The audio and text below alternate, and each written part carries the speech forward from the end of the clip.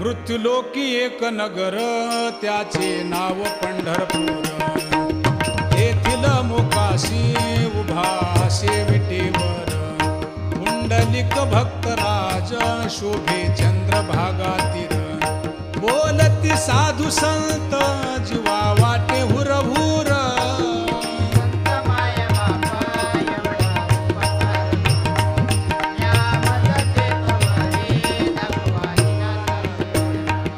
मज नाही हात पाय डोळा पडली झांपड.